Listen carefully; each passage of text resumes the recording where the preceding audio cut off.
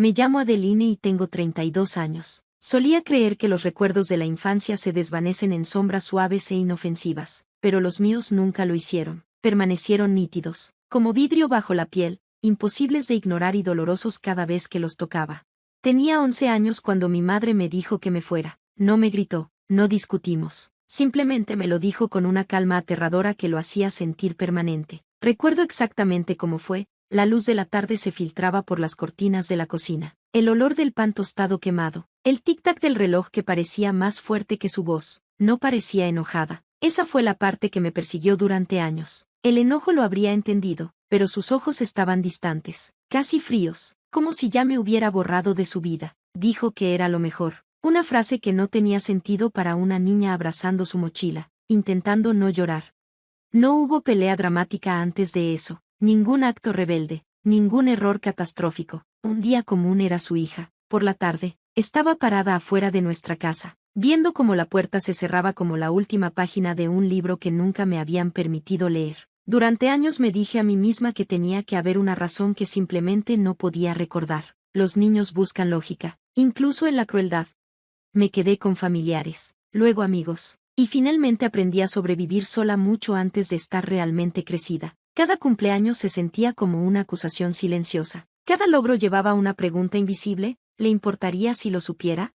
Pero la vida tiene una manera extraña de regresar a las heridas que más tratamos de enterrar. Cuando estaba de vacaciones con mi familia, recibí un mensaje extraño: vuela a casa. No digas nada a tu madre ni a tu hermano. Las palabras hicieron que mi estómago se encogiera. Mi madre y yo apenas hablábamos, y con mi hermano éramos extraños corteses, unidos por la sangre y el silencio. El mensaje venía de un número desconocido, pero tenía un peso que se sentía profundamente personal, casi urgente.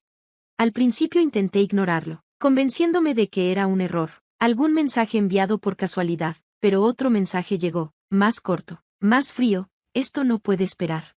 El miedo no siempre llega como pánico, a veces se instala como una certeza silenciosa de que algo está terriblemente mal. Reservé el siguiente vuelo sin decirle a nadie la verdadera razón, inventando una excusa sobre trabajo, mientras mi mente corría por posibilidades que no podía nombrar. Durante el vuelo, recuerdos que no había revivido en años regresaron con brutal claridad: la voz de mi madre, esa puerta cerrándose, la insoportable confusión de no ser bienvenida. Para cuando el avión aterrizó, mis nervios estaban al límite, mis pensamientos enredados entre temor y curiosidad.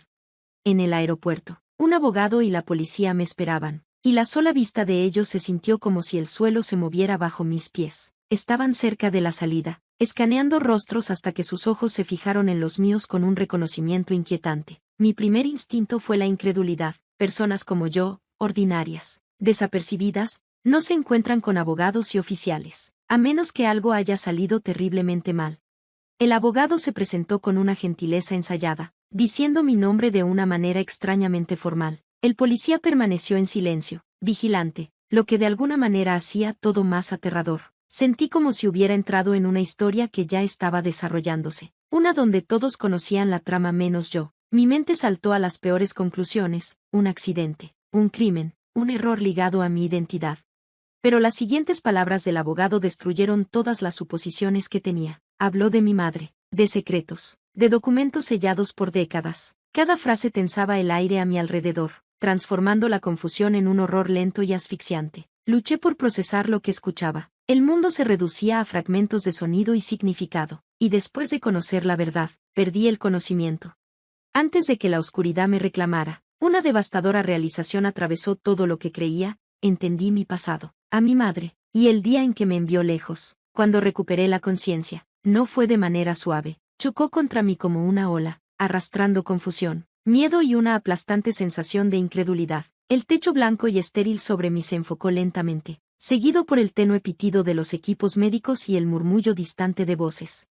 Por unos segundos, no recordaba dónde estaba ni por qué mi pecho se sentía tan pesado. Entonces vino el recuerdo: el aeropuerto, el abogado, sus palabras. Mi cuerpo se tensó como si la verdad misma fuera un peso físico sobre mí. Una enfermera notó mi movimiento y llamó al doctor, pero su presencia apenas me registró. Mi mente estaba fija en un solo pensamiento: mi madre.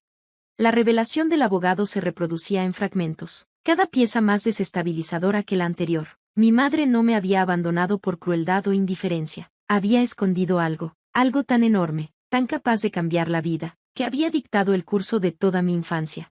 Cuando el abogado llegó al hospital más tarde ese día, su expresión mezclaba alivio y cautela, como un hombre manejando algo frágil y explosivo al mismo tiempo. Habló despacio, con cuidado, como si temiera que la verdad me rompiera de nuevo.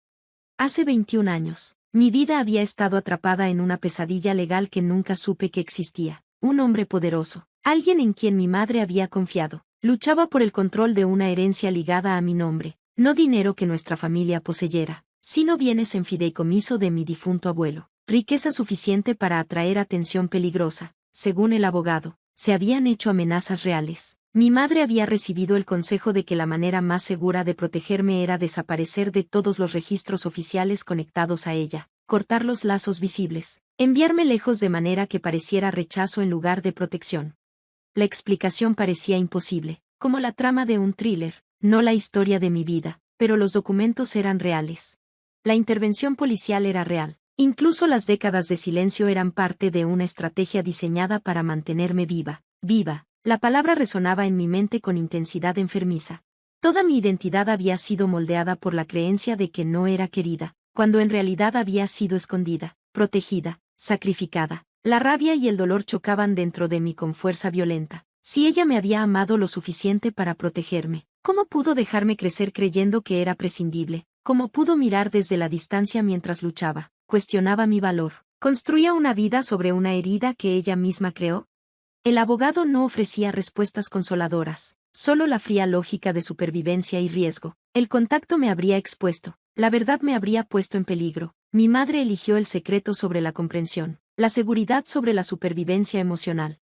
Días después acepté verla. La decisión me atravesó con ansiedad que apenas podía contener. Cuando entró a la habitación, el tiempo pareció fracturarse. Se veía mayor, más pequeña de alguna manera, pero inconfundiblemente la mujer cuya ausencia había definido mi existencia. Por un momento, ninguna de las dos habló. Décadas de dolor, confusión y preguntas no hechas llenaban el silencio. Entonces empezó a llorar, no las lágrimas contenidas de cortesía, sino sollozos crudos e incontrolables de alguien cargando una culpa insoportable.